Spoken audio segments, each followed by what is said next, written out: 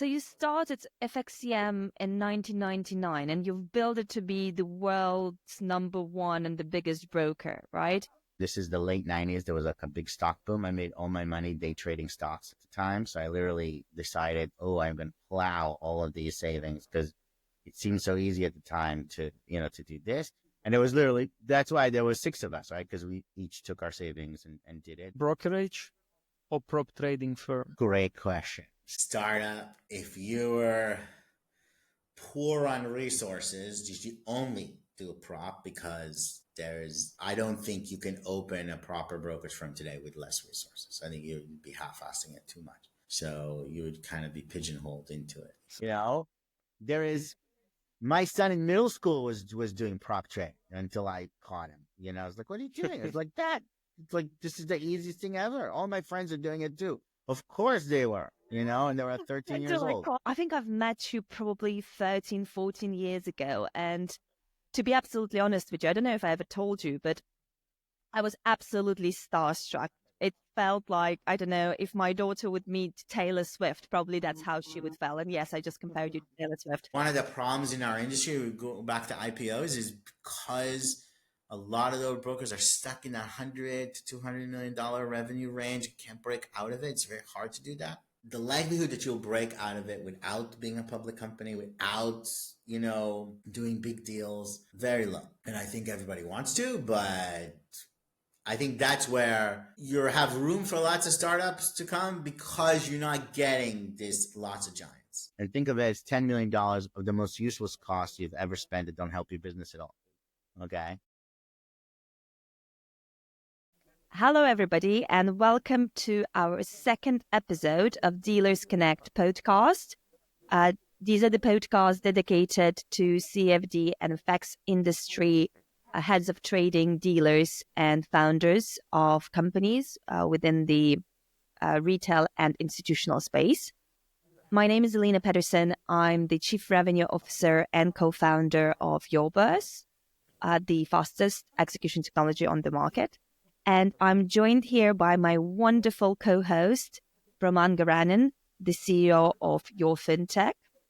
And also we have a very exciting guest with us today, a founding father of our industry, I would say, a person who really doesn't need any introduction.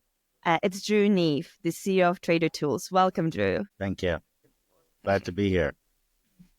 Drew, I think when we start, I think I've met you probably 13, 14 years ago. And to be absolutely honest with you, I don't know if I ever told you, but I was absolutely starstruck. It felt like, I don't know, if my daughter would meet Taylor Swift, probably that's how she would feel. And yes, I just compared you to Taylor Swift.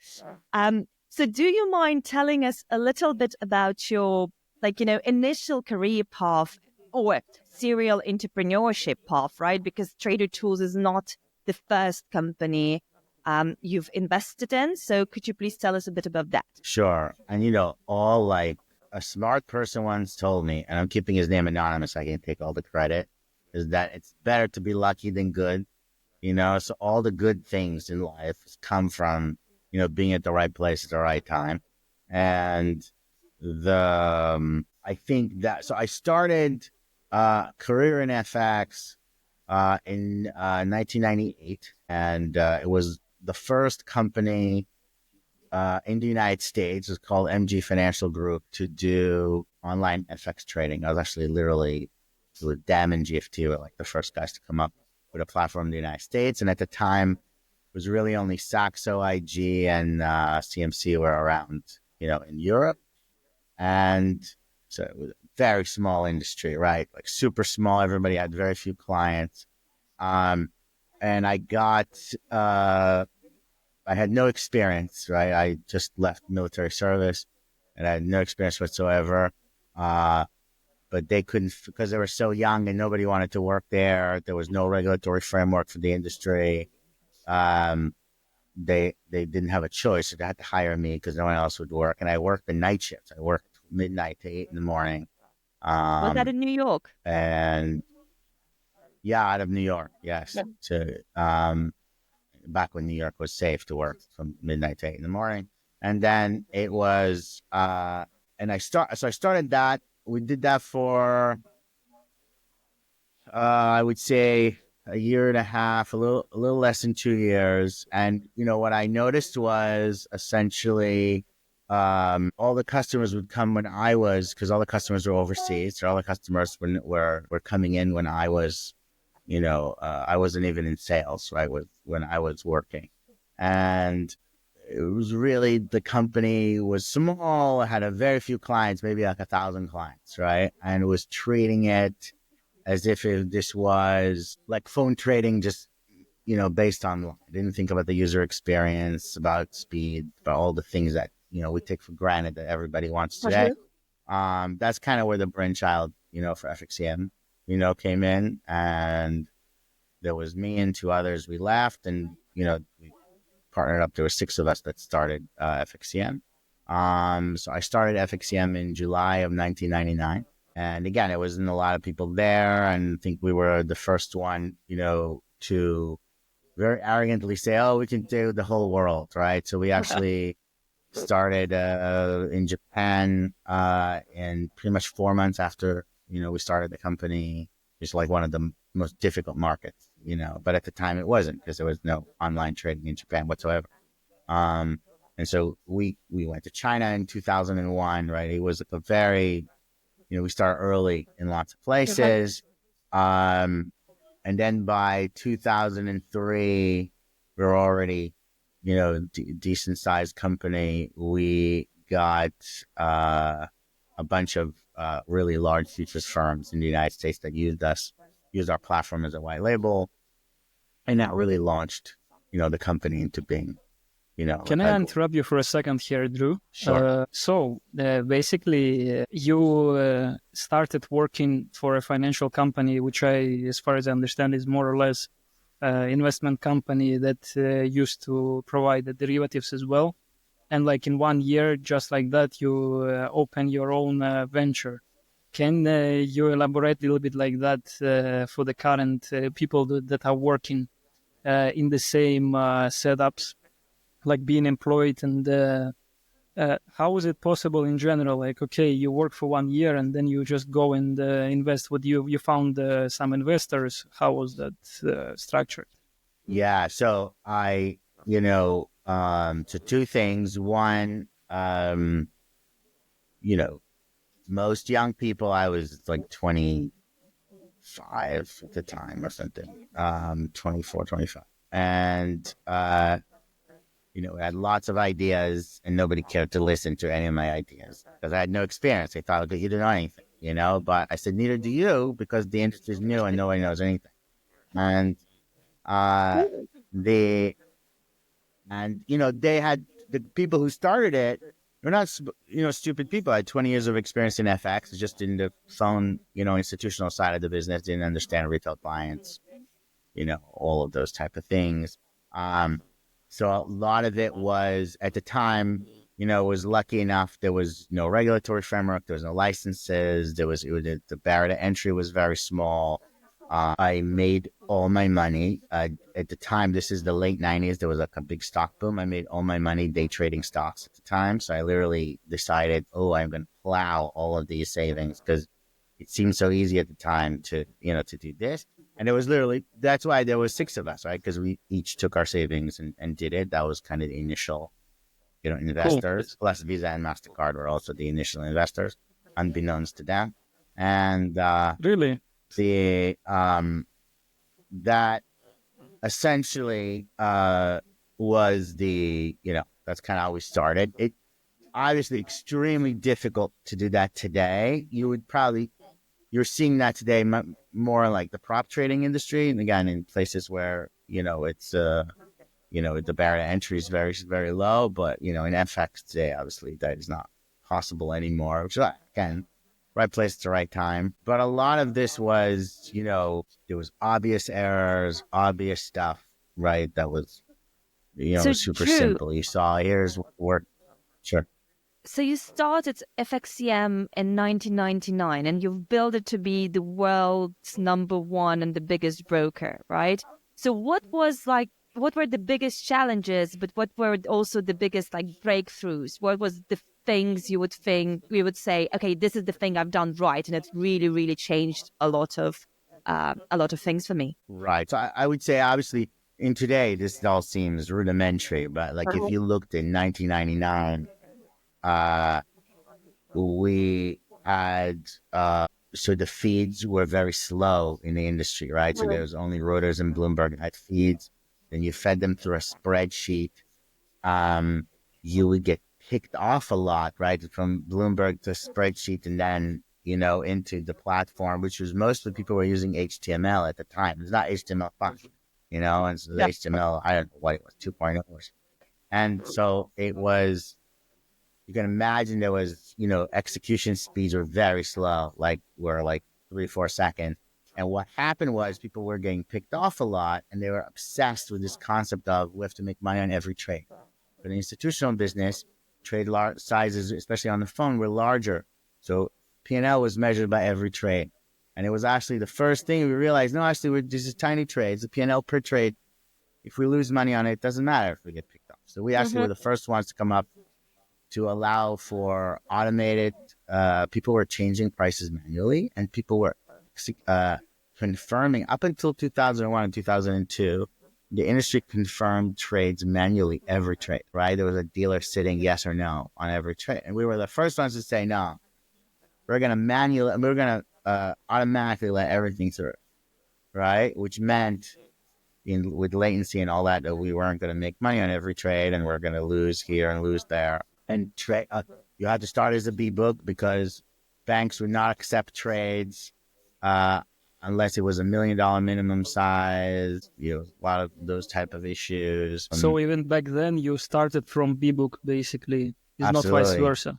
So this is very interesting. You started as a B book. How you were sure that the business model is working? Like you had it in front of you in the previous experience? Because I know some people from early stages of the industry as well, and they've been actually transferring the calls to the clearing centers, let's say.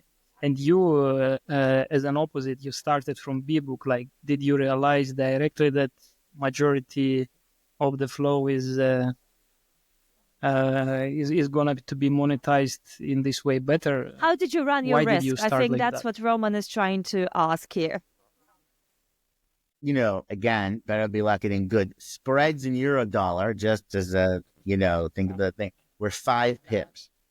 Okay. Yeah. That was competitive at the time. So it was much easier to accumulate risk and then go hedge it, even if you had to pay, 3 to 5, I think institutional spreads are 3 pips. I mean, it was still very wide, right? So there was, at the time, more room to do it that way. So even though we actually had to hedge on the phone because the banks didn't have online platforms.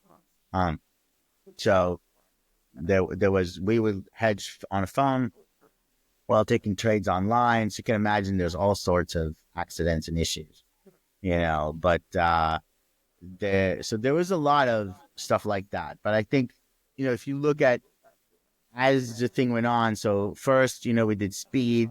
We were one of the first to have an integrated platform where the charts and the trading and, everything was in one place. We were, I think one of the first to come up with small contract sizes, before, when we started, it was $100,000 contract size was kind of the lot size minimum, right? Because everyone kind of mimicked futures because most people couldn't get bank accounts. So they were hedging with futures brokers in what they wanted to hedge in contract sizes that were futures contract sizes. Right. So they were thinking of it as futures, right? Where we said, no, people want to trade smaller and we want them again to accumulate positions. So, we were the first to allow small. So we were first to allow IBs. If you think about before, people said, oh, we have IBs, but they have to charge an extra commission. Then we were the first to say no, but how would you, then these customers would bypass them, if they, we have to pay them a rebate. First offer a rebate, all the stuff that's normal today, right, was not normal back then, right? Okay. So, I mean, really a lot of that thing. So, for example, everybody thinks PAM, is something of so with a Russian program, the a Russian programmer named Yuri Marishnikov, okay, who didn't know English at the time very well, maybe knew 20 words, came up with the word pan and lamb, okay? We were the first people to come up with it, right? Because, we in the software specifications, we had the whole, okay, it's a percentage, law allocation, all those kind of things. And so he said, okay, so he named it the thing. We didn't have the time to go name it like a real commercial thing. So it stuck, and then everybody copied it. And now it's like, seeing some branding genius came up with it, but like, no. And, it was like left over from software specs. And I think that's kind of we were just really early to the party. So we just had a lot of those, type of things around 2000, because we had the first to integrate trading from charts. And so we did some indicators, and we were one of the first to offer. Then I think it was around 2008, 2009, sort of like you could do automated trading. One of the things that FXCM have, and this is actually still missing from most brokers, because most brokers are using an MT4 backend, okay? And so they're kind of captive to a front end equals an account, okay? So if I have an MT4, account, I have my customers on an MT4 back office, MT5 back office, C-Trader, all those type of things. FXCM, because we had our own back office, because at the time there wasn't even MT4, so we had to make our own stuff. Actually was able to you could have MT4, mobile trading, trade view, all these other things into one account. So you could actually it's open... like single account and trade login. Yeah. Mm-hmm. Okay. So, and I think that's still like one of the biggest competitive advantages we had was you could basically open your trade with an EA on MT4 and then close it with your mobile trade that was all related to MT4. So there was a lot more,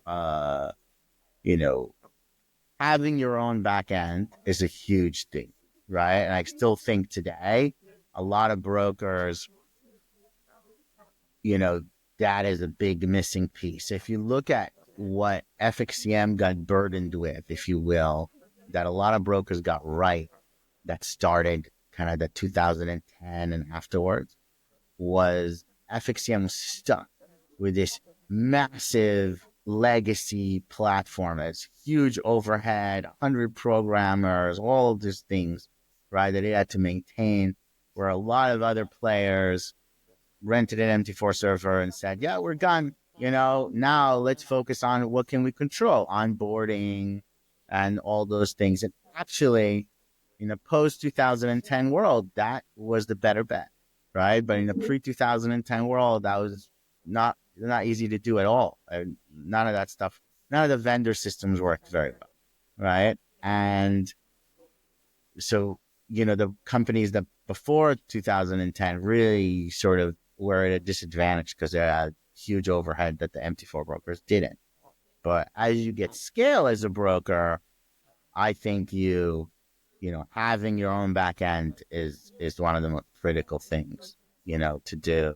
It is, I really think, sort of once you reach that, I have, $150 million of revenue or $100 million of revenue, I think that's when you start thinking, okay, I can justify more IT spending. And I think one of the things is most brokers today are not spending enough on technology, right? If you look at most FX brokers spend lots on IPs and marketing and staff and very little on technology. Obviously by statement coming from a technology vendor now, but like that's a thing. But that's, And I not think enough at FXCM...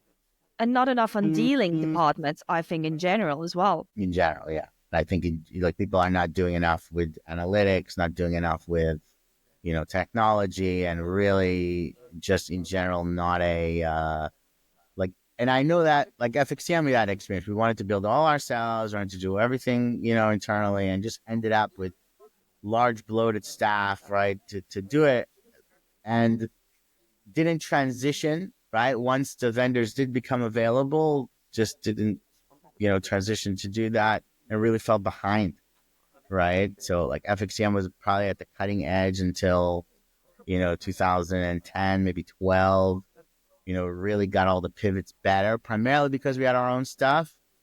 and then missed a lot of it because we were just too busy maintaining all of that, all of that stock ourselves, and a lot of the times you have to choose and say, the stuff I want to invest in has to be the stuff that adds the most value, right? And everything else that's more generic, I would like to, outsource to something else, right? In terms And of technology, you've been mentioning that not much brokers are investing in their own technologies now. I do definitely agree with that. However, we see the reality that the most of the partners, IBs, and the clients themselves, they are still requiring not only MetaTrader but specifically MetaTrader 4. And this is, I believe, the reason why most of the companies that are out there in the market and they are even developing their own platforms, they still are in a desperate pursuit of MetaTrader 4 licenses. Why do you think is there? What is the reason behind this in general? yeah, MetaTrader did something really, again, they were very early to the party and did something I think very clever. It was developed, think of it as in Russia at the time when internet connectivity there was awful. And it was sold in the beginning primarily in emerging markets. And this is, if you remember, it's 20 years ago when internet connectivity in emerging markets countries were terrible. And so it was really well engineered to work under, to be really good under those conditions. And it spread like wildfire because a lot of your Western developed systems, right, were developed, with the benchmark of, hey, we're using, UK or US, internet speed. And we had no idea that our UK system was speed. awfully slow. Sorry. Don't praise the UK internet speed. I'm always complaining. See, latency. Yeah, maybe now they Brexited out or something of the proper Yeah. internet or something. Well, They Like cut the well, cables. I yeah, think Drew, another but thing. they Sorry, I think another thing that you've done, which not a lot of brokers did, was going for an IPO. Would you do it again if you'd have a broker today? it's funny, a bunch of people ask me that, and I will say this. As the CEO, okay, this was the worst decision, okay, that you can make personally, right, from a job satisfaction perspective, right? If you think about, if you're the CEO of a person, we had 1,200 employees at peak, and you already have, it's like having 1,200 kids who aren't cute, and that they need something, and you have, IBs and customers and employees and coming at you with stuff. You have to make them all happy. The minute you go public, all of a sudden you have stock analysts, investors, like a whole new class of people who are very demanding and very snobby and want your attention all the time. And the job requirements, it also narrows you to short-term thinking. You have to now think about quarters and, instead of thinking, oh, let's do something that will be great 3 years from now. As a public company, hard to think that way. Okay. So from that perspective, it was not, personally, was a very stressful time for me, and, probably didn't handle it as well as should have done. But I would say this, for the business, different story. Okay. And this is, again, if you think of it, most brokers are not public. Okay.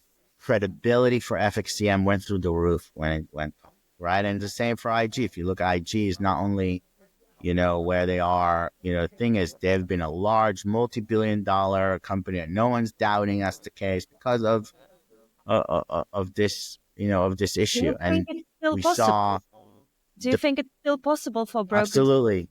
Yeah. You have to be big enough, right? Can't do it small. But if you are big enough, it is very much worth it. I will give you metrics. Deposits within 2 years quintuple, right? And that's a big deal. Like average deposit size by every client went way up in every geography, especially in emerging market geographies where a U.S. listed company was considered like to be a high standard.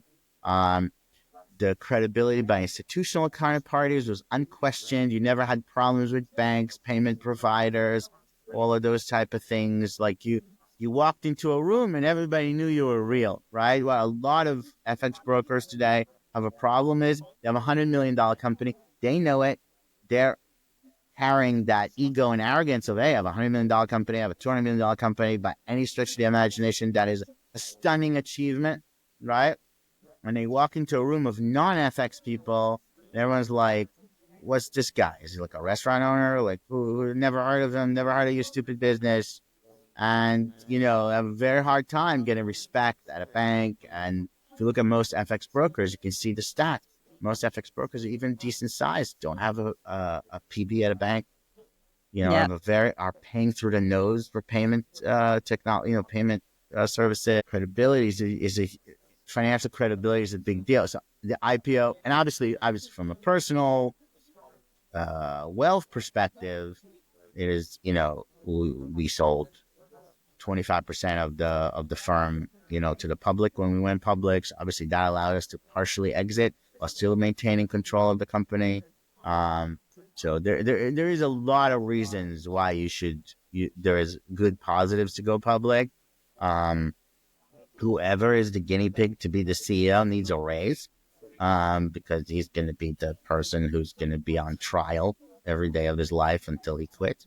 And that is one thing. But like from every other perspective, so I think founders who don't want to do it should nominate somebody else to be the pain point, Mm-hmm. management, but like the going public is a massive differentiator, and I think a lot of companies, will be that are stuck in kind of like the same level would really be able to go to the next level if that was the case. And I In order think to that's wrap big. it up, so current landscape, current industry landscape, we see that the biggest margins are basically outside the major regulated jurisdictions. I do think that it will affect significantly the profitability. Like I'm referring to the unit economy, let's say, of the brokerage. Do you maybe you can provide us your opinion, which kind of brokerage companies are suitable for the IPO and which are not out of the current industry landscape? Like, what would you advise to the people out there? So I would say two things you need to do. One is you have to realize you need to be the overhead for accounting, finance, compliance is going to go way up. So your fixed overhead kind of add $10 million to cost. And think of it as $10 million of the most useless costs you've ever spent that don't help your business at all. Okay. And so you have to have the revenue and the profit margins to sustain that. Mm-hmm. Okay. I think it's well worth it, right? So if you're, again, around that 150, $200 million of revenue, I think that's the kind of the time to consider this. And so you can bear those, when you got like a 40 to 50% or 30 to 50% profit margins, then adding $10 million is it's not going to kill you. And I think it's completely worth it. And then the other thing though, you cannot, if you look at a lot of brokers today, mostly B-book, mostly, are essentially, half the book is gold. Yeah, that's like kind of like a thing. So now you've got brokers where are married at the hip to gold volatility. Gold is volatile. They're doing great. Don't want anybody's help. Life is good. The minute, January to August of 2023, when gold was not moving, you had a lot of people in real danger, in our industry. You do not want to be a public company if that's your profile, right? You have to have, a more diversified stream. You definitely need steadier revenues. You need to hedge more.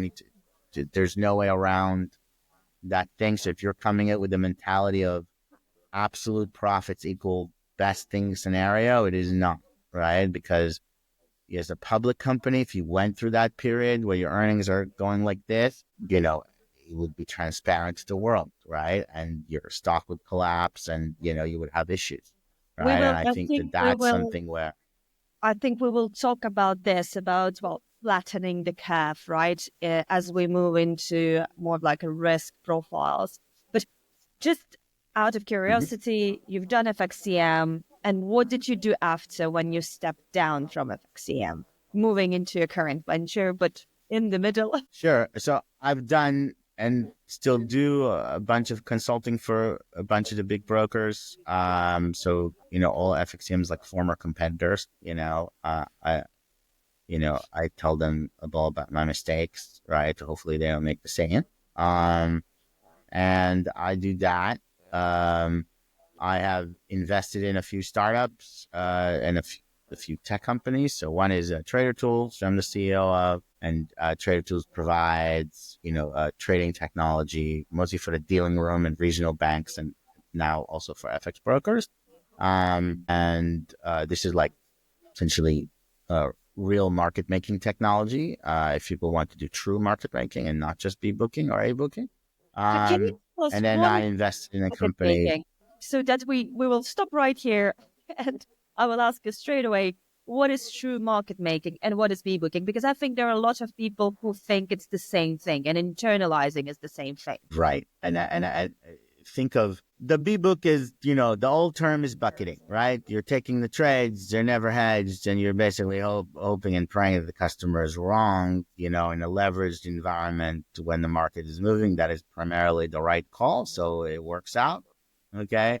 Uh, Yet did not work out in every instrument, doesn't work out for every client. And as we move towards more sophisticated clients and more, advanced stuff or less leveraged instruments, as people are doing, this is not doable, right? And there is enormous amount of issues in the industry. And so think of this, the easiest way to describe proper market making is 5-minute able, right? You're going to take, instead of offsetting right away, you have a 5-minute window or a 10-minute window, whatever analytics say, or 2 minutes to essentially try, one, to internalize, to match buyers and sellers. And buyers and sellers never match in 1 second, but over a 10-minute time, there is a decent amount of matching. And then there is it does passive orders onto ECNs, right? Bunches small orders into large tickets and tries to be a market maker to the institutional business to match the retail business. And then if not, be aggressive. It skews your prices depending on your inventory, again, to facilitate that internalization to external parties as well as to your own clients if you want. Lots of things that you're basically able to do, which essentially is exactly what the JP Morgans of the world do and what the Citadels of the world do, is basically all of those guys, depending on the HFT or the bank, are basically a 1 minute to a 10-minute A book, depending on, how they do. They do not hold and don't bucket risk. Now, that doesn't mean they don't take risk. They take risk over a period of time. And most brokers have not properly done the analysis of where most of the profits come from. So if you look at most of their profits come from actually the a very small segment of instruments that are very things. We look at most brokers today, for example, over a cross section of 10 large brokers, I can tell you over 100% of revenue comes from gold, Dow, and Nasdaq. And We have most this. people are net losing money in the last 18 months, right? In most instruments, right? If you take out swaps, if you take out, what your actual, the difference between what you would get from a wholesale A-book provider and, the spread you offer to your clients, right? So the markup, what's your risk-free markup versus your risk revenue. And most people are saying, oh, these customers are losing money. But if you removed markups and you removed swaps from it, they're not, right? They are in gold, they are in Dow, they are in NASDAQ, but they are not in other things. And so there's lots of, it's on instrument basis, client basis. There's a lot of analysis people aren't doing. Um, In our order to put it in simple words, Drew, so basically you are referring to the volatility, in fact. Am I correct? right. And okay, let's touch the subject, as you mentioned, the revenue composition. Out of your experience in the revenue breakdown, what would be the trading costs and what would be the market, let's say, factor out of the general yearly P&L, like in the long term? So if you looked at 10-year cycle, right? And you said the only true cycle, like we could look over the things. There's very few anomalies like gold has been volatile continuously for long periods of time. You're looking at, but like 10-year cycle, you generally should make about the spread that you charge. If you charge a pip, you generally are going to make $100 a million, thereabouts. Okay. Obviously more when vol happens, less when vol doesn't, those things. If you looked at, again, outside of very volatile market conditions, generally speaking, if your markup, like, let's take Eurodollar as a great example, right? You could get a 0.2 or a 0.3 price from the wholesale market in Eurodollar. People, let's say you're charging a pip. So you're making 0.8 to 0.7, pretty much risk-free, plus swaps. So let's call that, 0.8 to 0.9, risk-free earnings, right? So most B-book brokers look, oh, I made $100 a million. Like, yeah, but you made 80 of it without taking any risk, and you made 20 of it with taking ridiculous risk that you shouldn't have taken, right? And sometimes, right, obviously you're going to underperform, overperform, but generally speaking, you're going to find that in very volatile instruments, the pure bucketing B-book will work exponentially better than any other method. Okay. Gold, prime example of this, right? And obviously not for all clients, but for the majority. And that is not the case in a lot of other instruments, right? And again, obviously, vol breaks out and becomes huge and something else for a long period of time, it transfers, right? Because it used to be cable, that used to be that kind of revenue generator for everybody, or it used to be, the Dow or the DAX used to be like the big, revenue generator. So like it volatility creates that profile, right? But you have to have alternatives. And I think that a lot of the time you have to say, hey, this instrument sometimes is volatile, but most of the time it's not. And especially, I'll give you a best example. If you looked at cross currencies like Aussie CAD or Sterling Swiss or something like that, why do most EAs pick those currencies? The EAs are not that clever, right? They're just range trading something that is statistically has been mostly range trading. And 2 times a year, it's going to break out and those EAs are going to blow up, right? But for 4 to 5 month stretches, those EAs are going to make lots of money. If you looked at that, and most brokers are capturing a decent spread, on these things, and they're basically, there's no need to bucket this. You will make way more money capturing markup, and swap. And that's without proper market making. That's just a booking, right? And I think that's, again, it's just more complicated. I think a lot for brokers operationally, the hedging is complicated. Now you have to reconcile another financial account with a different counterparty. If it's a bank or, not another retail provider, then it's different accounting standards, right? They have T+2, you have T+0, in retail FX. So people are, there's discrepancies in the roles. So there's more accounting knowledge you have to, to hedge properly. There is, which is hard. The broker is based, not in a major financial center. It's not just about finding dealing talents, finding accounting talents, finding finance people that would understand and can reconcile and do all of this. And, it's not, trivial stuff, but I think definitely brokers are underperforming because of this.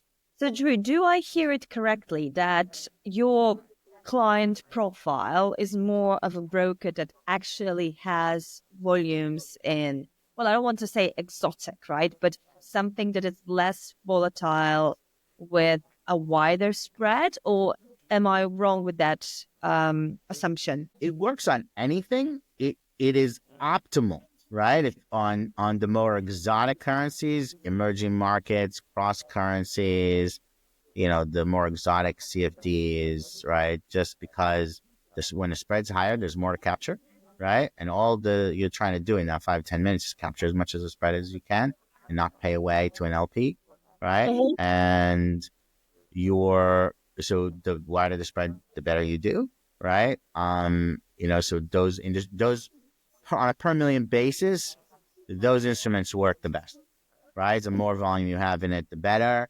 And I think that is something in our industry that people need to realize. When we don't have this capability, then between sales and dealing, we sort of like don't like those clients, and we don't want those clients to participate.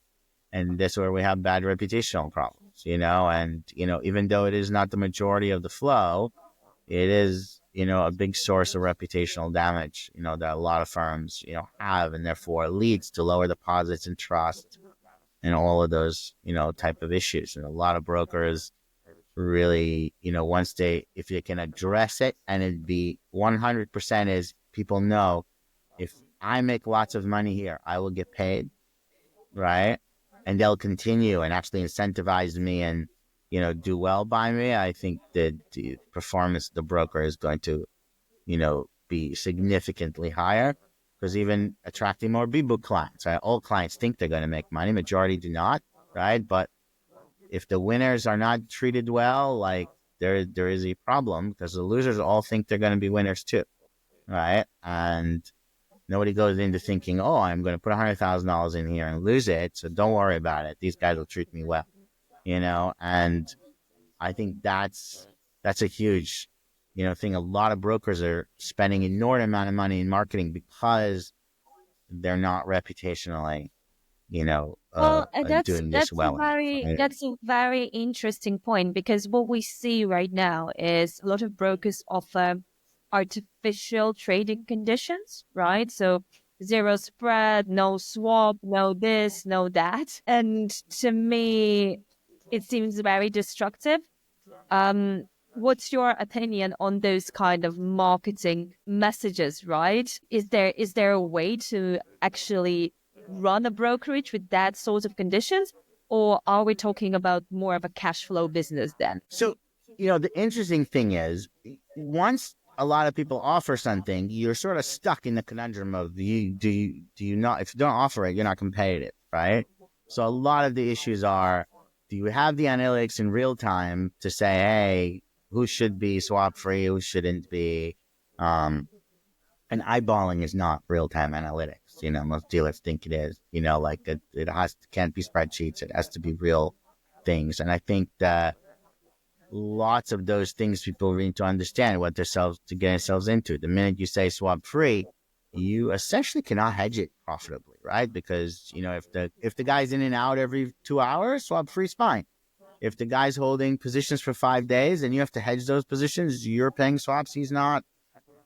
That's not going to work, right? And so you need to know who to offer this to, right? And how it's all going to work out. And I think that most brokers are not doing enough to define. So what you get is, customers say, I want it. They're told yes. And 3 days later or 5 weeks later, they get told, yeah, no, and those are things that, it needs to be, without like an explanation of why, right? Like we have to have a much more, want to establish more trust with customers, things have to be more transparent. You have to say, look, if we offer you this, it has to be this type of trading. It can't be, you're going to be only long gold. Well, yeah, of course you want to be long gold and not pay swaps, because, but if we have to hedge your long gold, we have to pay swaps. Like that means we're not hedging you. That means we hope you lose, right? Like hope's not a plan. And if we don't, then we're going to kick you out, right? And that's when, again, reputationally, those issues come to. If brokers were honest about, what it was, I think this would go a lot better, and to say, hey, we offer it to you because sometimes you'll save the swap free, but if you exclusively are only trading that side of the market and, et cetera, et cetera. And again, real-time analytics do a good job of catching it. You tell the clients, here are the rules. The computer will either say you're cheating the rules or not. And sometimes it's worth it, and sometimes it isn't. So I don't think it's black and white, but you're right. There's loads of unrealistic things. If I offer no spread, then that would be a very tricky proposition to make. I'm really betting that this is a volatile instrument forever, and I'm going to capture spread. That's very tricky to do, and I think that's uh, you know, those are things that the industry, and I think those things take away, right, from industry credibility and the broker, own credibility. And I think, a lot of brokers, when they're smaller, can get away with it, not not when they're, as they become bigger, this becomes more of a more. All right. In terms of traders' tools, in general, let's go a little bit to your current venture. First of all, I would like to understand, because I know something about your product, but for our for Audience. our listeners and audience who would like to to shed some light on your product, as I know it's very sophisticated, and I'm definitely sure that even not like maybe less than 10% of the brokers and the staff there would understand the whole power of the tool. But why did you choose this specific area in terms of so sophisticated risk management tool, where majority of the market will not even manage to derive the value out of that? Why you didn't go with a simpler solution to satisfy the majority of the market? I'm still regretting that decision. The generally speaking, what we've done is we started with the point of, what do I wish I had at FXCM, right? And so we built that, okay? And we started with, analytics to really, dissect P&L properly and dissect what should be an A book, what should be not, what B book should be not, really dissect the real-time monitoring of all of these, spreads and IPs and trading patterns and EAs and all of those type of things, and really able to track all of this stuff in real time and, and make heads and tails out of it. So it started there. And that part actually selling more broadly. A lot of people are buying just the analytics, because that is more universal. Everybody needs it. The trading technology itself, that's, unfortunately not applicable. Like, the more of it you want to use, the more flow and the more, access to the market you have to have. Especially the market making stuff is really probably only relevant to the top maybe 80 brokers, in the market. But we have the entry level product that is, automates the decisions your analytics makes. That does not require, it can be used by smaller brokers also.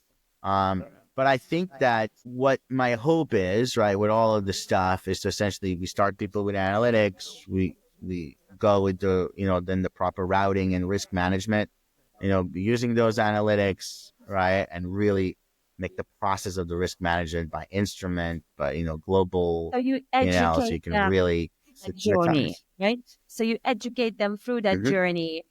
And if I ask about analytics, do I understand correctly that it gives you some sort of like a heat map? So these accounts your A book, these accounts or trades you B book, or it's not a market making tool, right? Yeah, the analytics, what they are doing is essentially go and say, I look at all your clients and for example, we have toxic levels 0 through 4, knowledge levels 0 through 4. So we look at all the clients who are making money. So if you look at dealing desk today, they're like, oh, these 100 guys made money last month. Let's put them on the A. And then they lose money and they're like, oh, shoot, we'll move them back to the B, right? It's always have this issue, right? And Classic analytically, we scenario. don't look just at P&L, right? We look to see knowledge level. Says the system trying to determine who got lucky and who is good, right? Lots of people made money, but just got lucky, right? And the good is not necessarily an amazing trader, right?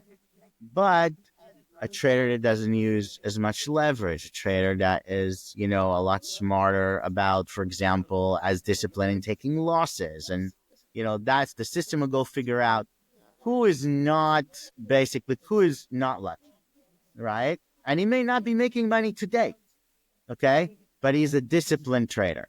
And that disciplined trader, you as a big book broker will not make money on, okay? Now, if he reduces his discipline, and which happens a lot, right? People say, oh, let's take a flyer on whatever, then that does happen. But generally speaking, we found The analytics are trying to figure out who's lucky, who's good. We actually developed a solution initially for prop firms who were looking for who's a good trader and not just got lucky, gambling, on news events. And that's and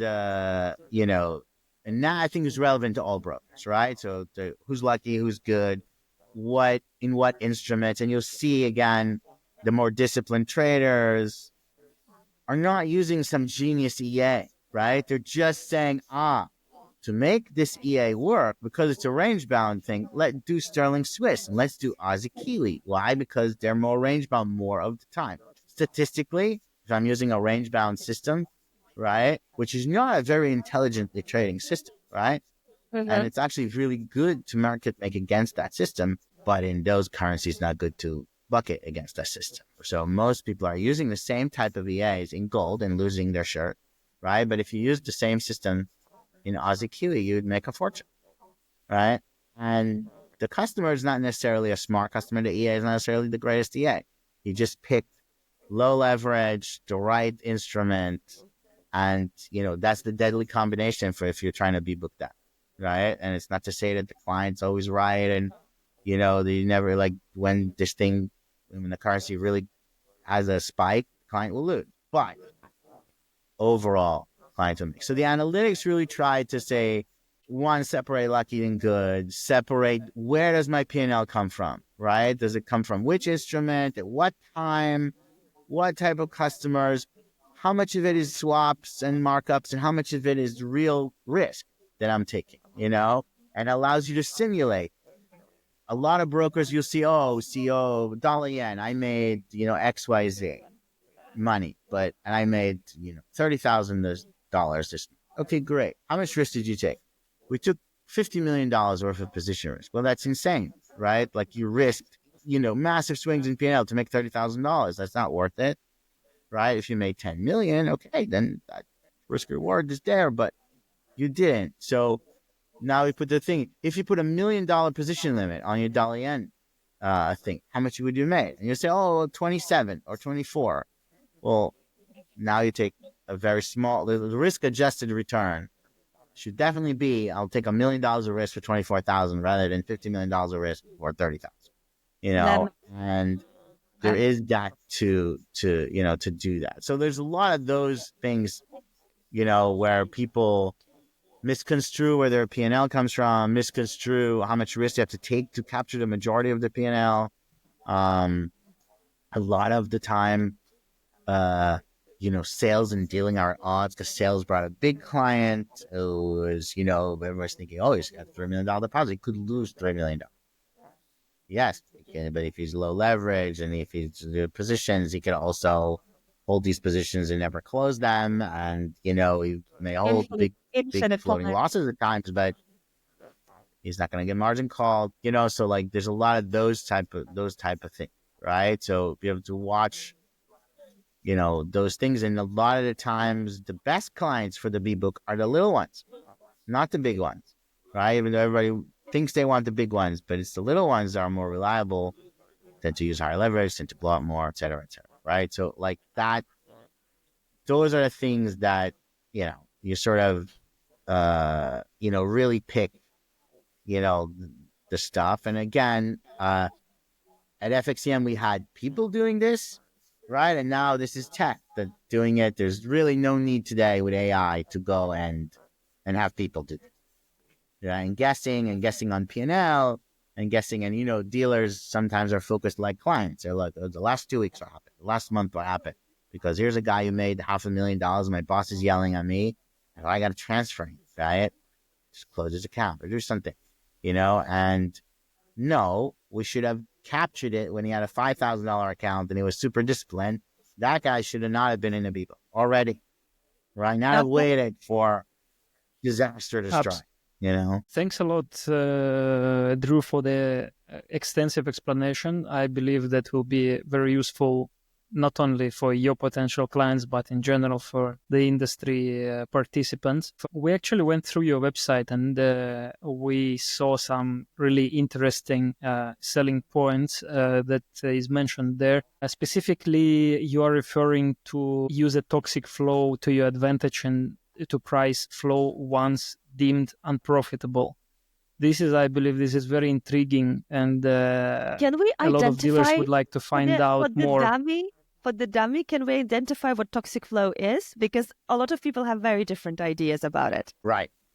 And you use different ones differently. So if you look at most B-book brokers, because they're bucketing the flow, so anybody who is consistently profitable, even if he's held the trade for an hour, is considered toxic flow. Obviously, that is easy to remedy, using either an A-book or, traditional market making.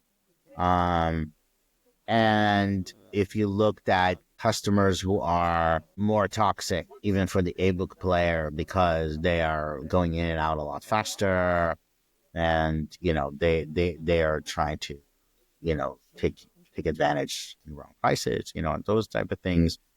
Those are essentially customers that it's very hard, right, for again a traditional people to to make money. But one of the nice things that our tool allows you to do is to go and do a few things. One, to safeguard your prices. You say, on your MT4, typical MT4, MT5 platforms, you have to give the same price and the same currency to everybody, the base price minus the markup, right?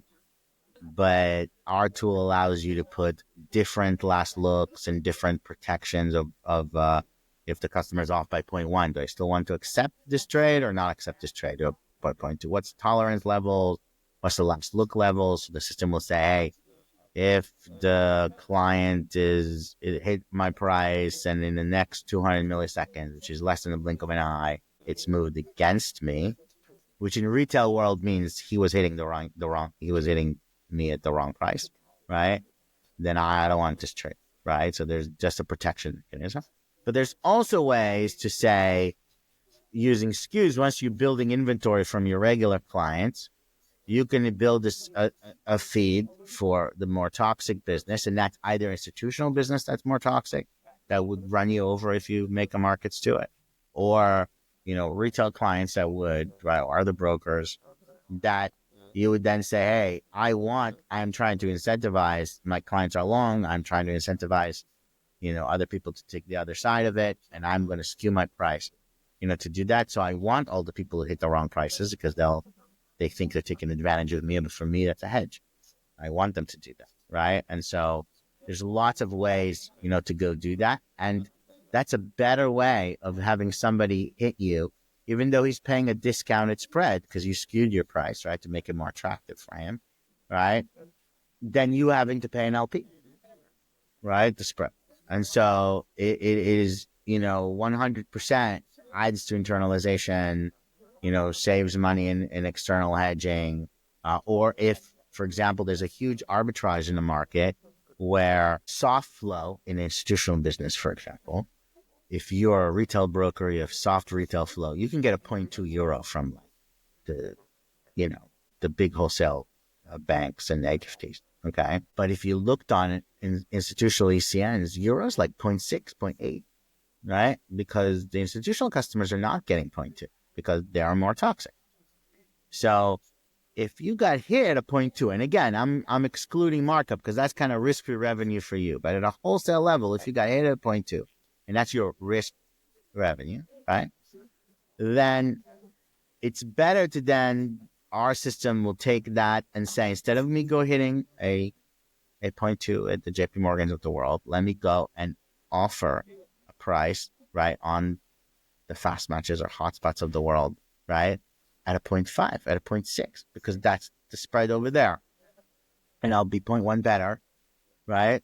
And I'll get that guy to pay me, 0.5, 0.6, 0.7. For example, in cable, most retail brokers could probably get a 0.5, okay? Institutional clients are paying about 1.5 in cable with a 30 to 40% rejection. Or if they want no rejection, are paying between 2 and 3 pips. Whole pips, right? Because again, they're considered more toxic, and these market makers aren't going to make them 0.5 because they'll lose money, right? So that, if you are as a broker are going to your clients and getting, cable from them, you can go and essentially get the other side. Instead of, again, the traditional A book, you hold it for a few minutes. You put the system will automatically put out a price on an ECN, try to get an institutional client, to hit you and pay you more. So there is a great arbitrage in the market, right? To go do that, right? Again, is it certain? No, because it's not as certain as I hit a price, right? You have to wait for someone to hit you, right? But our algo essentially goes and says, okay, let's do 0.1 better than best bid offer. And if that's not working, then let's do the midpoint. Because it's, again, getting hit is better than you hitting, because you're getting paid instead of someone else is getting paid, even though you're getting paid less. And so Absolutely. those are Absolutely. things that, there's a lot of little opportunities like that in the market. And if you have decent volume and you want to make more money, these are sustainable arbitrage things, right? That are not, flighty, disappear tomorrow, because everyone's winning.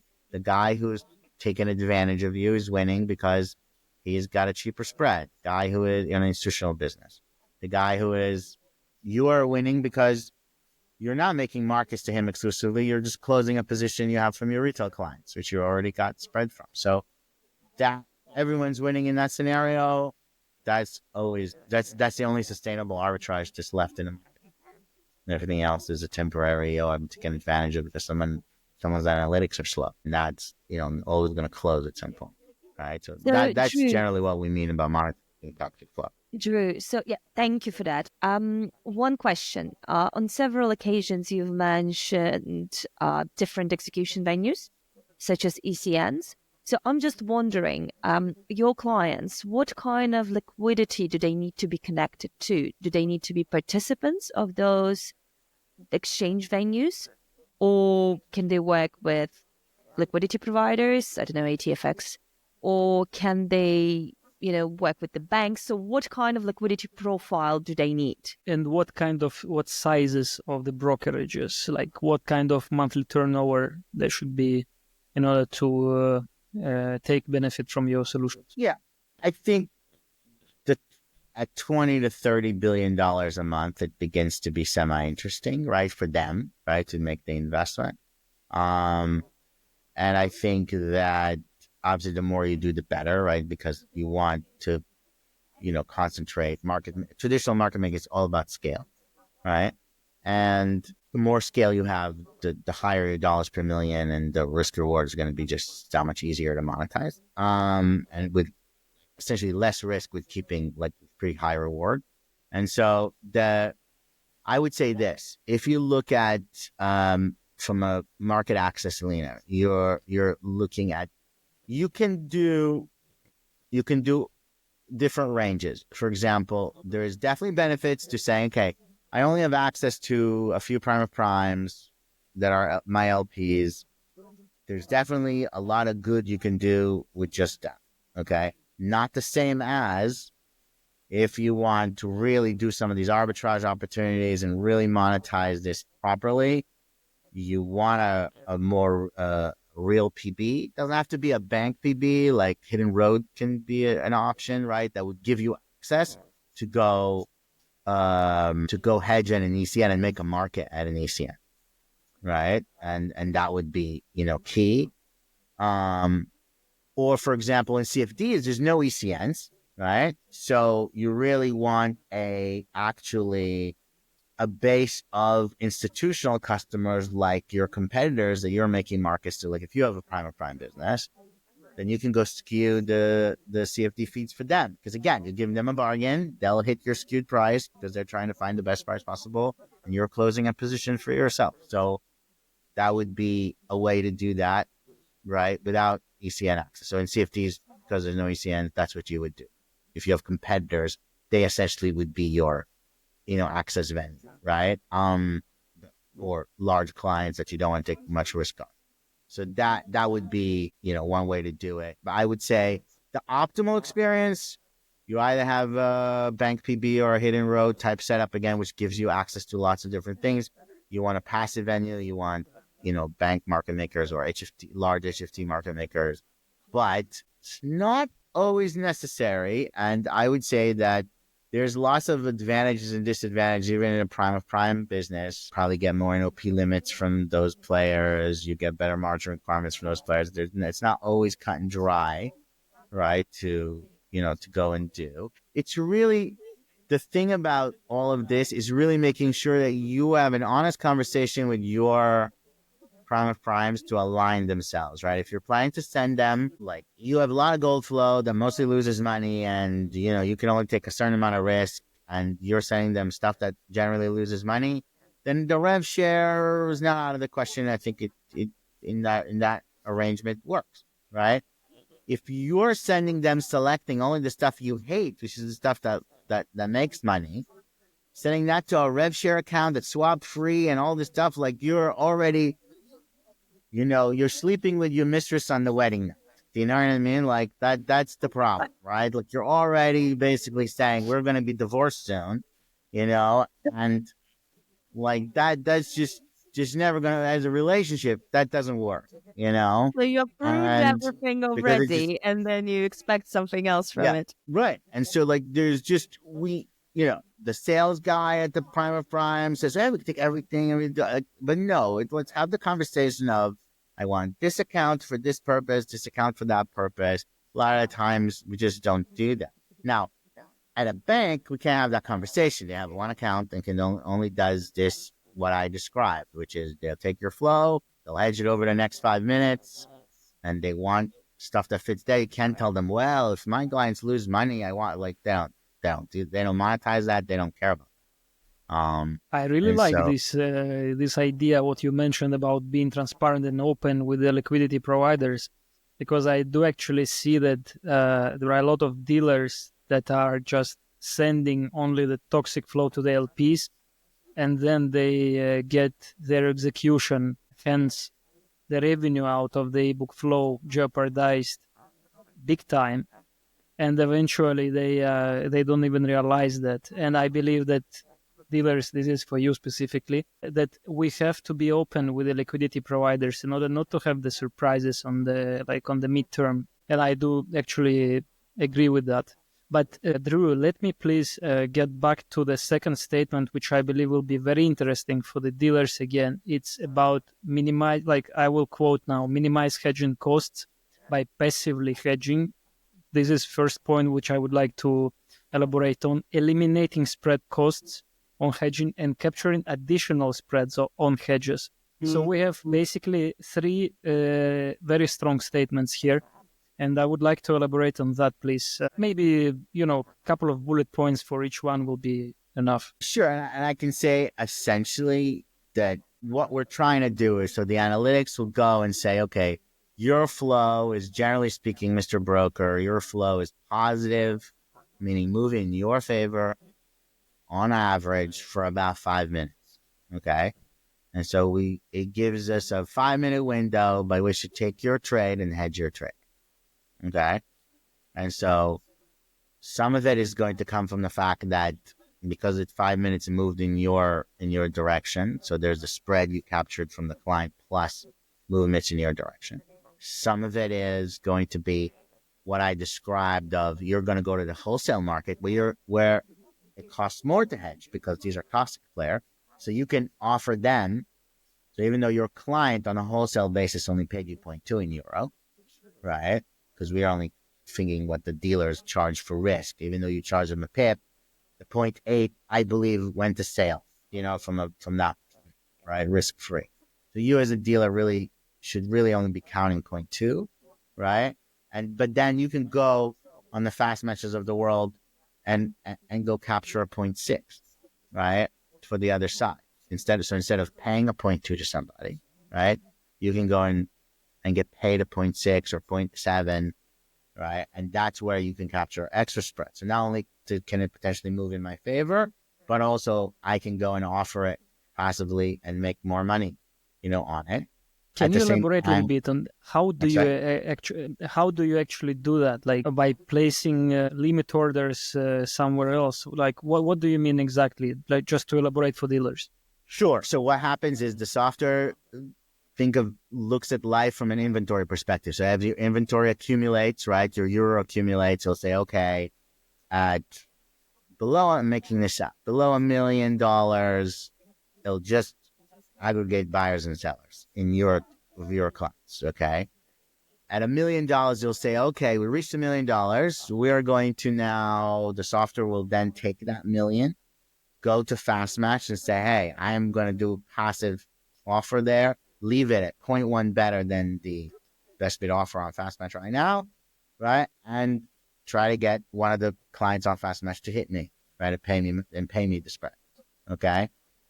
Then if at 2 million, like we're not hedging fast enough, our inventory is still rising. So at $2 million, we're saying, whoa, we're not hedging fast enough. So now we'll offer at 0.3 better than best bid offer, right? To give a bigger bargain to try to hedge quicker, right? At 5 million, we're going to say, hey, we got to go hit an LP, right? Because we should not be doing that. And we'll hit only down to 3, and then we'll continue only passive hedging, so like we allow ourselves within certain risk limits to hedge slowly, passively. And as our risk goes up, we're got to get out of our positions, assuming, again, everybody chooses those levels for themselves. But that allows you to enjoy the skewing, the warehousing, your own buyers and sellers, and passive orders until you have to get out by actually paying the spread, right? That, And that, yeah. generally speaking, is something that, yields a lot of benefit to people, over Okay. time. So Drew, going back to the risk reward and what you've just described, which I think was a great explanation of how the system works. What do you see in general? Like, obviously, to identify, right, how much inventory you should be holding and how much risk you should be offsetting, or when you need to start passively hedging. What kind of risk reward do you believe is sensible? And what do you see in general as a risk appetite in the industry that, is not too risky, if that makes sense? Right. I think generally the industry does not understand risk reward very well, right? And generally, outside of very few larger players, most people are taking way too much risk and are not making decent enough returns to compensate for that risk, right? And just believe that, hey, overall, the market's volatile. So even though I'm taking crazy risk, usually it goes my way and it's okay, right? But there's no need to, take so much exposure. So I would say if I look at most brokers, the majority, like even larger brokers, for majority of instruments, and I put gold aside because of the issue of it being these days, such a large component of everyone's book, right? But if you look at most currencies or most CFD, at about a $2 million risk limit, you're getting 90-something% of the money you would make from a $100 million risk limit. So if you hedged above 2, right, you still capture, and you take $2 million worth of potential risk, right, because you're holding risk of 2, you generally speaking would capture, 90% of what you would capture if you said, I'm going to take 100 million, right? And most people don't think it that way, but we run the simulations for it. You'll see it's very little. And the risk of running 2, as you can imagine, right, your curve for earnings are way better, right? And obviously, again, volatility dependent. The more flattish the volatility, the less reward you get you get for taking the risk, right? So you want to adjust it for vol. So in gold, you'll get paid for holding higher position limits, and it's worth it. And the risk reward calculator will say, yeah, you should hold $20 million of risk because it actually pays, to hold. So are we just looking? You will get the reward for it. Are we just looking at VAR, so value at risk, or are we looking at some other calculations or other formulas that the dealer should be aware of? It's usually about your churn. So it's a lot of it's going to be about how much volume do you have in a specific currency. So how much natural churn do you have in like in a 5-10 minute window? So for example, in euro dollar, if you have lots of churn, and within, again, that $1 million or $2 million limit, there's going to be lots of buyers and sellers churning themselves. You're going to capture most of your reward is going to be there. right? And then the outliers is when this thing spikes and you hedge that away. Generally, it doesn't affect your earnings that much, And I think that so some of it's value at risk, but most of it is not that complicated. It's really all about how much trades do you have. That's why the bigger you are in traditional market making, the more you have, the better. Which is why, one of the things this type of dealing allows you to do is to go and say, hey, I want all of these clients I can't take now. So let me go offer better terms and go feed this machine with more things. You will make more money, right? Because a lot of the dirty secret in market making, if you look at guys like JP Morgan, Goldman Sachs, those kind of things, is the people running that, no offense to them, not really the smartest people in the room. Okay. It's just that the seat that they sit in just has so much stuff that comes into it from so many different places that they get their spreads crossed all day, right? Lots of time per day. And they run a fairly conservative, risk model of, generally speaking, you're not going to see the Goldmans of the world running $50 million of euro risk, and never, right? Because they have done the mathematical calculation as long as they have enough trades coming, right?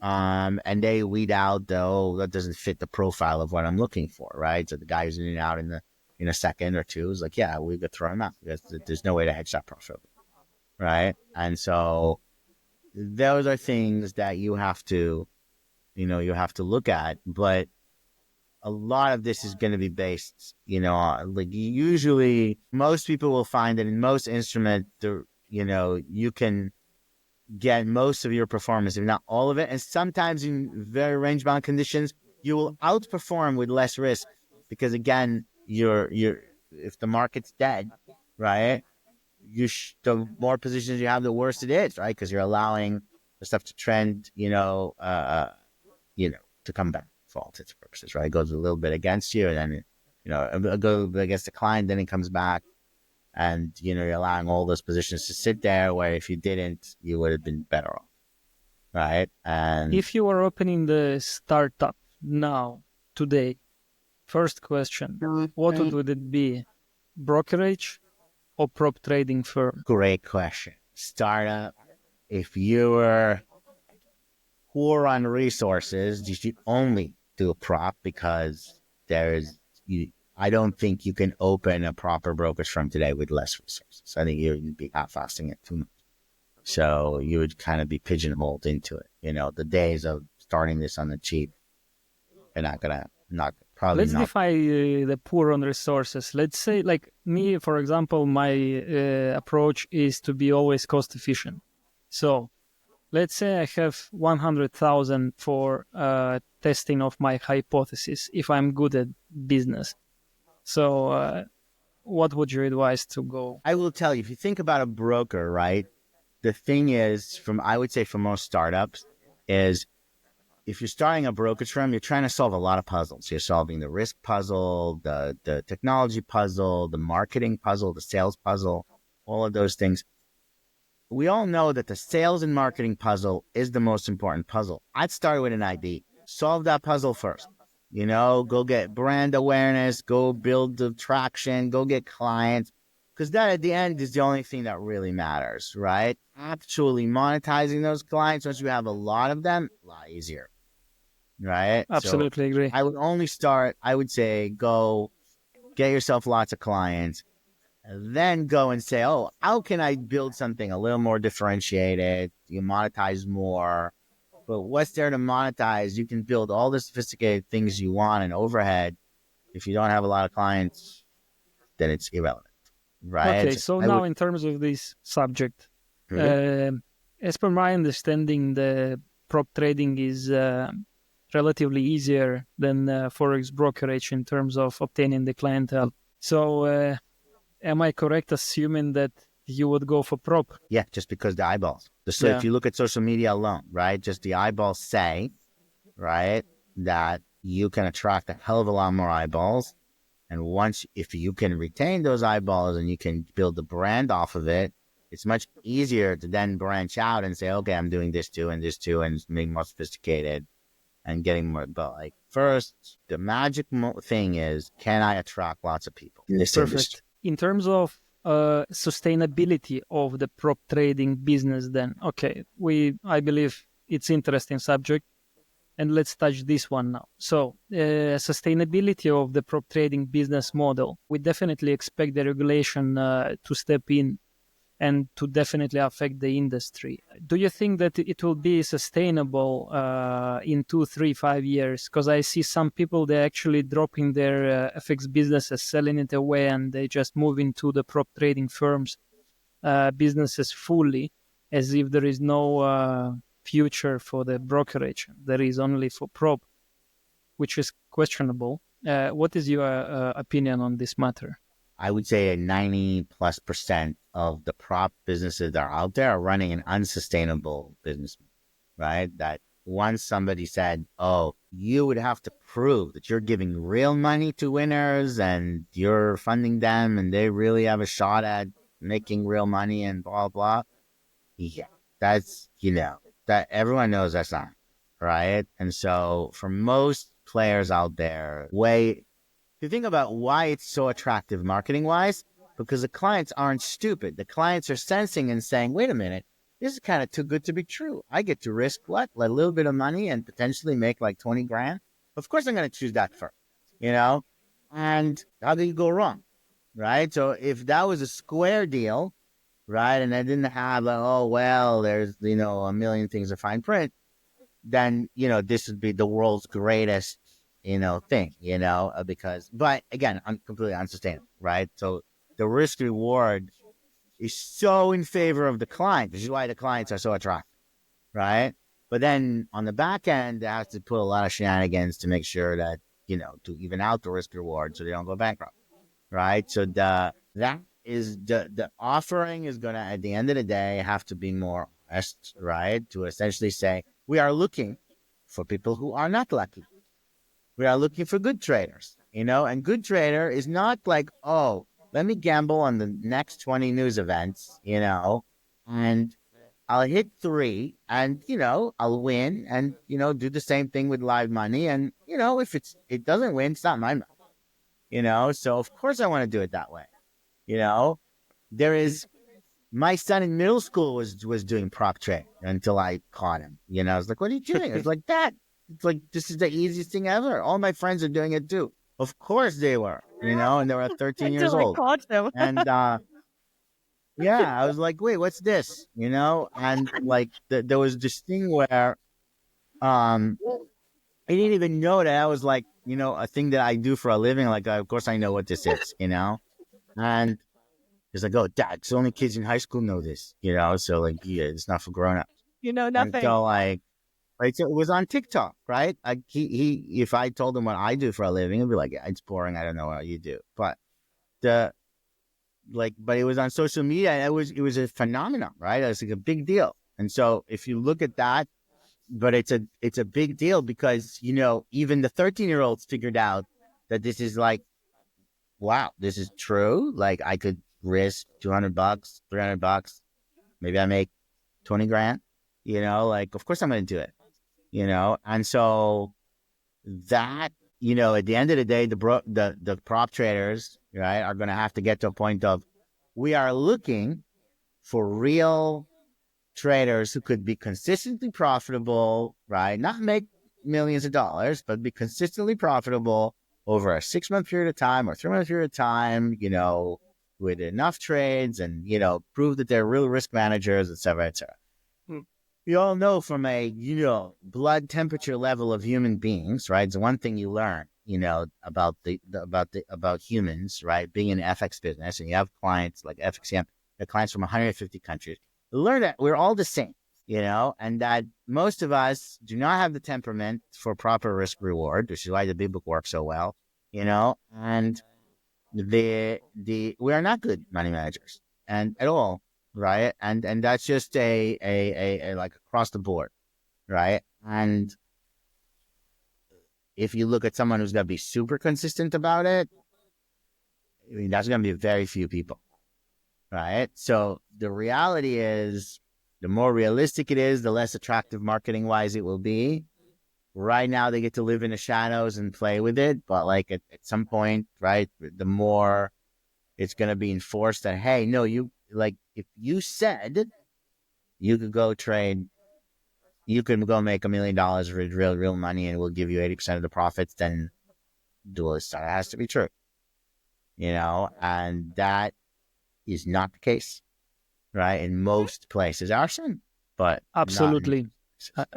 I agree that basically the competition in the industry just made the business model, led the business model so far from being transparent with the client and with being sustainable that actually I believe, like the margins will drop significantly, the terms, like the attractiveness will drop significantly. But what do you think about the instant funding accounts that appear here and there? It looks to me that it's more sustainable in terms of business model and in terms of transparency in front of the client. Do you have any opinion on this one, like if it's a new era of prop trading starting up, or is just another iteration? Sorry, when you say instant funding, meaning? By instant funding, I mean just there is no challenge. Prop trading company is just providing the funded account directly. It has different trading conditions, and they are normally backed up. Please, It's Alina, go on. also called sometimes no evaluation funding. So what you do, kind of pay for an account, which is a bit more than, I don't know, you pay $250 and you get a $2,500 account, but then there is a lot more allowed in it. Like they would allow more. Yeah, you have much less restrictions. Yeah, you have much less restrictions. You don't have these hidden rules and stuff and so on, which looks to be more fair to the client and more open business relations in general. Not as attractive, though, in terms of how much I pay for the challenge and how much I get, but at least it's more transparent and fair. But I would say that's more like a high leverage brokerage account. That's what I wanted to say. It looks like leverage, to be honest. It's just, they limit it to 1 to 30. If you're doing that, might as well. You're competing directly with the guy that says, put up $250 and I'll give you 500 to 1 or 400 to 1 leverage. It's kind of the same thing. It's no different. So this model lays into the area of brokerage then? I would say, like, if you look at who was the guys, MFF, the guys that got in trouble in the US. Yeah, because MFF. they offered stuff like this that basically the CFTC said that you need a license for. Right, because that you're basically being a broker, so that but was. But nowadays, anyway, a lot of prop firms I see they're obtaining brokerage licenses like all over the world in famous jurisdictions, and actually the future of the industry is going to be a hybrid of incentivizing and doing this. So like ATFX is trying to do a hybrid where to incentivize, take real winners who are really good and consistent and say, oh, we'll help you get followers for copy trading and, that type of stuff. That's a very different, more, sustainable kind of thing, because it says, yes, there's challenges and all that stuff, but like the rewards are real at the end of the rainbow, not fantasy, because there is a brokerage there with real stuff, right? So I think the brokerage-led ones, there's like a bunch of ones that, actually have something like this and something similar. Not like ATFX, different, but same thing, like real, rules. That if you pass those rules, then you are more likely to be a consistent, trader, right? And more likely to get real money. So I think there's going to be a lot of, unfortunately, those are less sexy, right? Than here's the 4 rules. Yeah, pass this, do that. This 10 things in the restricted list, and pass $200 and let's go, right? And what is your kids are not going after that. What is your outlook, Drew, in terms of the industry landscape, like in 5 years? So the prop trading firm, is it a new player to stay, or basically it will just lose the attractiveness for the client, and we lose the margin ratios, let's say, for the businesses out there.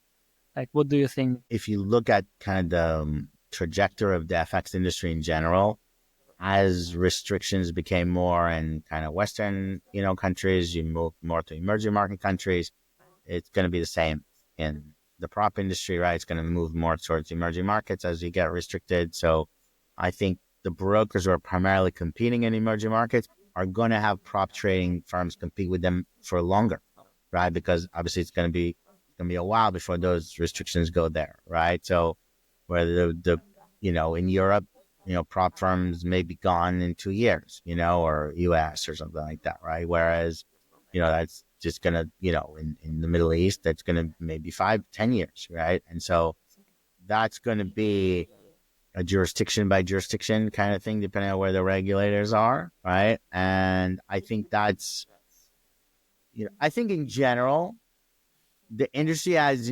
evolved really well. I think that despite everybody always, and I even thought, if you asked me 10 years ago, will it consolidate a lot? I always thought yes.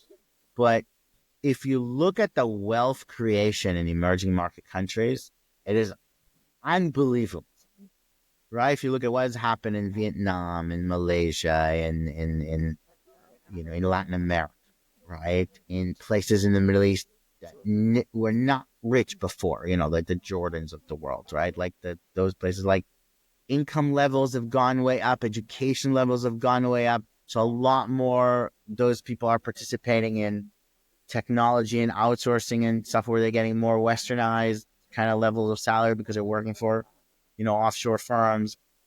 I think you're looking at a lot of countries where a decent portion of the citizenship is joining sort of that, not just middle class, but kind of upper middle class, their savings are there.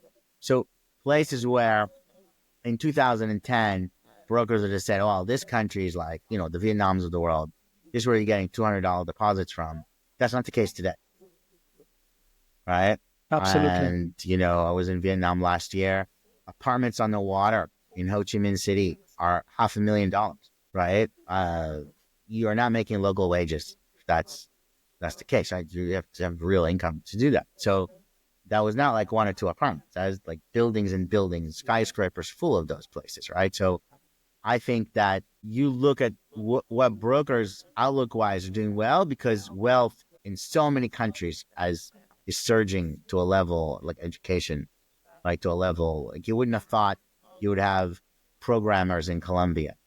But today there are such lots of, you know what I mean? And so like there's going to be that type of stuff, I think, is more universal. And I think I would say FX brokers ride that trend better than anyone. And you want to look Yeah. where the world is doing well, you go see where the CFD brokers are getting market share, and you can forget what you read in the newspaper about global conflict and all that stuff. Like in those places, if the FX brokers are doing well in said country, the country's fine, and so that, it's really the crypto people that are really in the places where there's sanctions and problems and, the geopolitical issues, right? But It's FX a brokers different want to use see where the case. world Yeah. is doing well. Some That you fundamental follow FX brokers. analysis for you.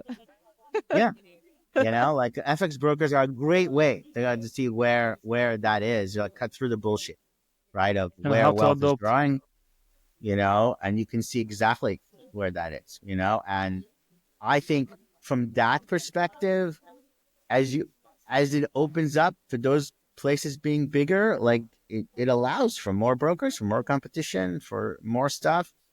I think that one of the problems in our industry, we go back to IPOs, is because a lot of those brokers are stuck in that $100 to $200 million revenue range, can't break out of it. It's very hard to do that. The likelihood that you'll break out of it without being a public company, without, doing big deals, very low. And I think everybody wants to, but I think that's where you have room for lots of startups to come, because you're not getting this lots of giants.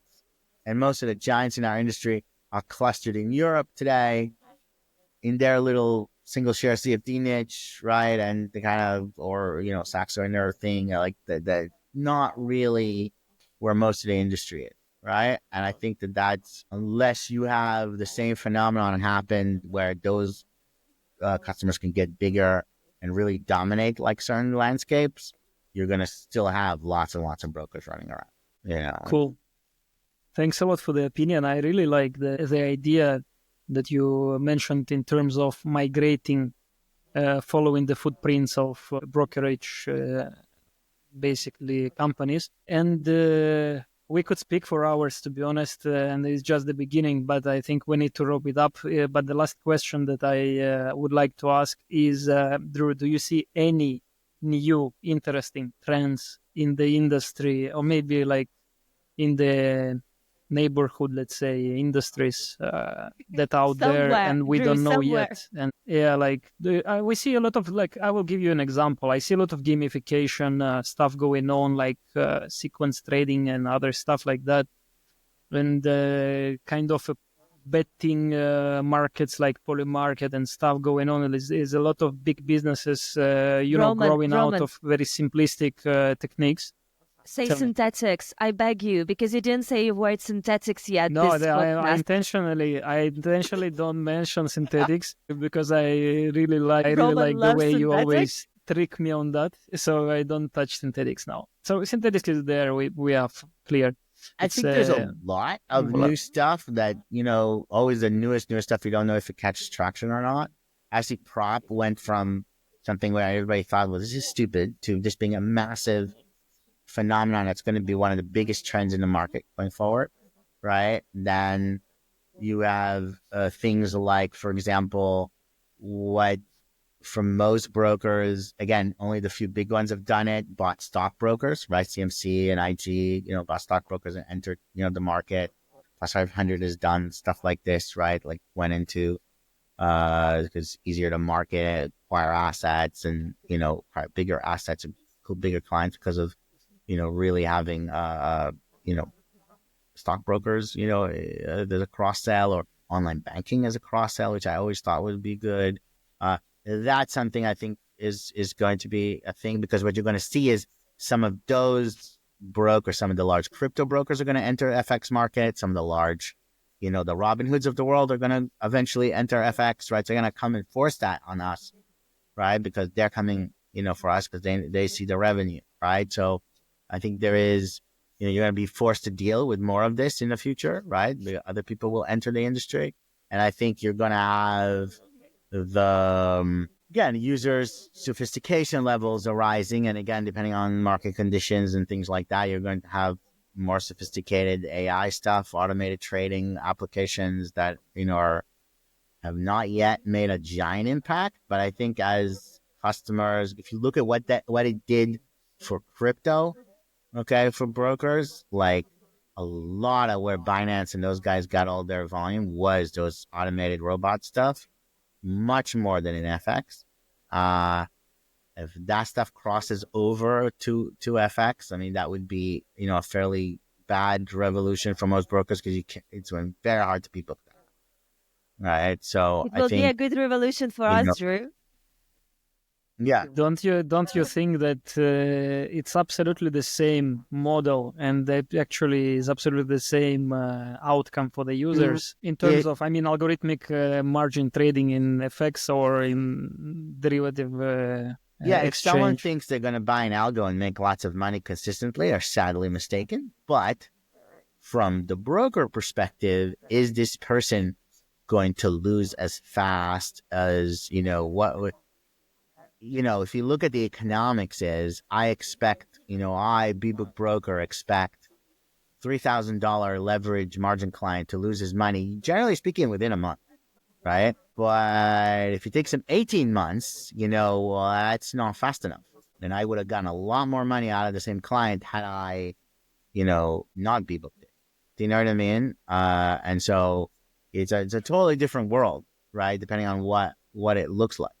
And I think that's, and not to say again that like the EA is not great, but it's not the magic solution. It's just going to make it, a different world, for brokers. It's going to change the economics, right? For lots of, different things. And as stuff gets more and more complex, right, it's going to, and more instruments, right? So I think markets are going to converge. Crypto and FX will converge. Equities and FX will converge. It just will, right, on a much more basis than before.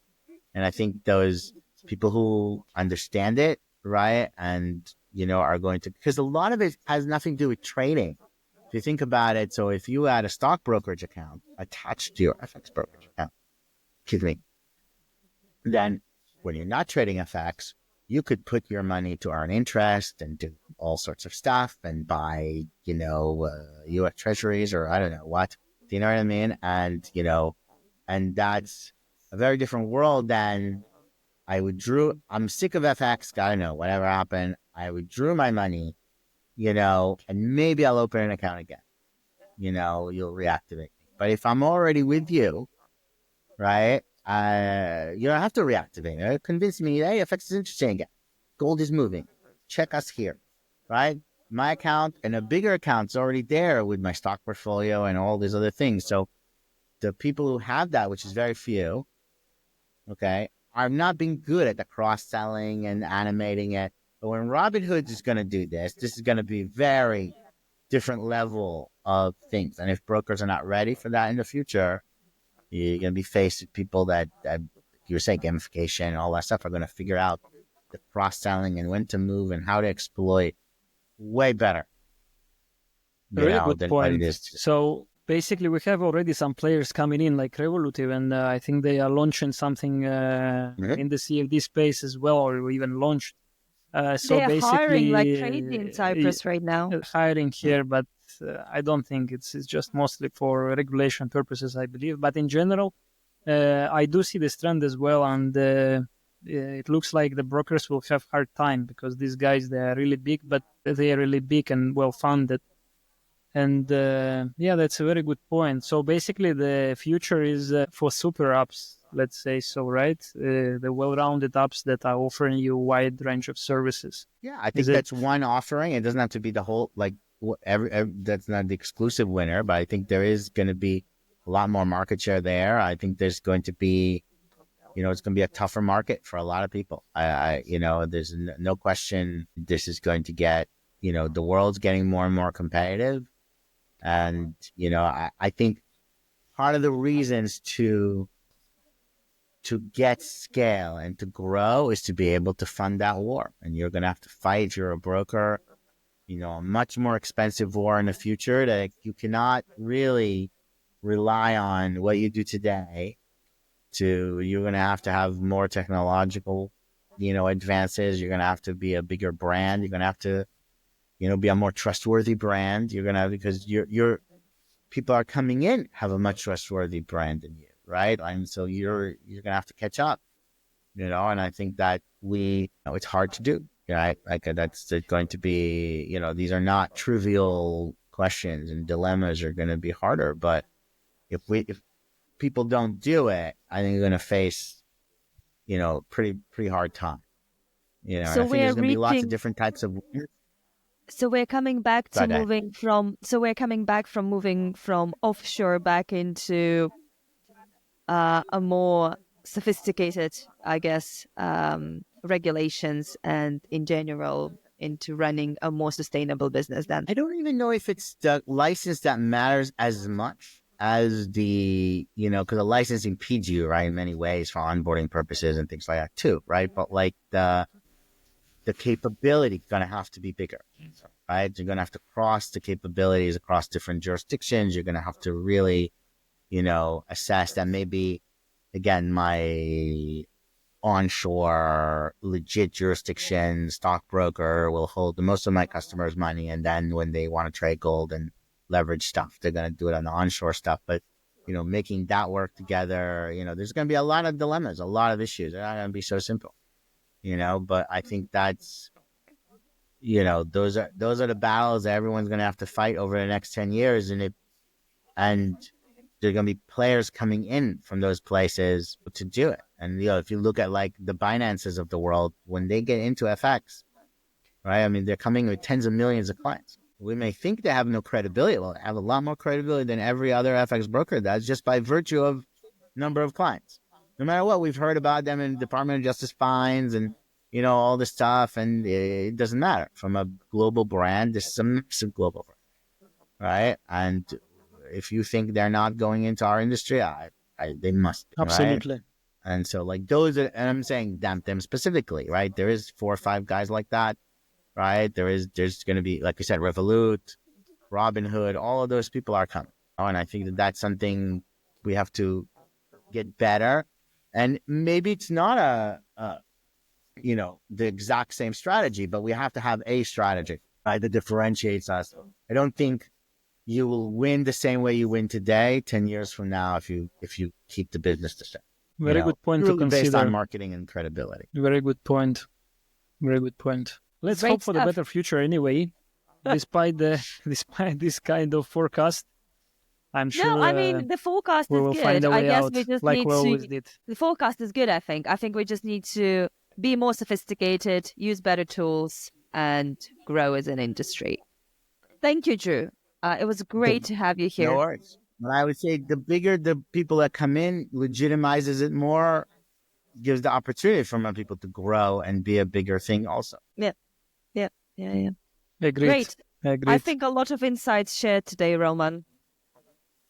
2 hours of pure knowledge. It will take time to digest everything, but it's a pure pleasure, Drew, to meet like without exaggeration, a legend of the industry. Really glad to speak to you and to be able to ask my questions. We really appreciate that. Thanks a lot. I appreciate you guys having me. It's been a lot of fun, and I enjoy, all these things, a lot. It's been, my pleasure. Thank you very much. Thank you.